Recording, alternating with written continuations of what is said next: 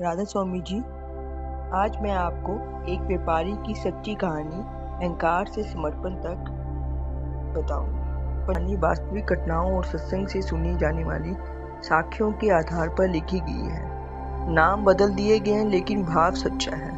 एक व्यापारी की सच्ची कहानी, अहंकार से समर्पण तक। पंजाब के एक शहर में राजेश नाम का एक बहुत बड़ा व्यापारी रहता था। उसका कपड़ों का बहुत बड़ा व्यापार था।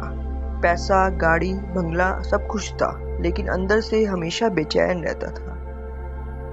उसका एक दोस्त उसे बार बार राधा स्वामी सत्संग ब्यास इस सत्संग में चलने को कहता था, लेकिन मैं हंसकर कहता था, ये सब संत महात्मा कमजोर लोगों के लिए होती है, मैं अपने दम पर सब कर सकता हूँ। अचानक सब कुछ बदल गया। कुछ साल बाद राजेश के बिजनेस में भारी नुकसान हुआ। बड़े ऑर्डर कैंसिल हो गए, बैंक का कर्ज बढ़ गया, पार्टनर ने भी धोखा दे दिया। जिस आदमी के पास करोड़ों रुपए थे वह कर्ज में डूब गया। ये वह स्थिति थी जैसी कई बड़े बिजनेस परिवार के साथ भी जुड़ी हुई थी, जहां अचानक वित्तीय संकट ने सब कुछ बदल दिया। अब राजेश टूट सा गया था। पहली बार सत्संग एक दिन मजबूरी में अपने दोस्त के साथ गया था।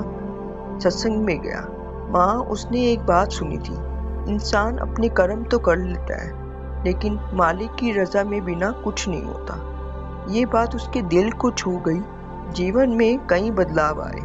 धीरे धीरे उसने रोज सिमरन, ध्यान, सूरत सब, योगा सब कुछ शुरू किया। शराब और गलत आदतें बदल गई। ईमानदारी से काम करना शुरू किया। इससे ये शिक्षा मिलती है कि इंसान को ईमानदार जीवन और रोज ध्यान करना चाहिए। चमत्कार नहीं था, परिवर्तन हुआ था। कुछ महीने बाद उसका बिजनेस धीरे धीरे संभलने लगा, लेकिन इस बार फर्क था। पहले वह पैसे के लिए काम करता था, अब वह संतुलन और शांति के लिए काम करता था। उसने कहा, पहले मेरे पास सब कुछ था, फिर भी मैं खाली था। अब मेरे पास सब कुछ कम है, लेकिन मैं अंदर से भरा हुआ हूँ। उससे असली सीख मिलती है। ये कहानी से हमें ये सीख मिलती है कि पैसा जरूरी है, लेकिन शांति उससे नहीं मिलती। अहंकार इंसान को गिरा देता है। सच्चा परिवर्तन अंदर से ही आता है। सत्संग, सिमरन और भजन सिमरन करना जरूरी है।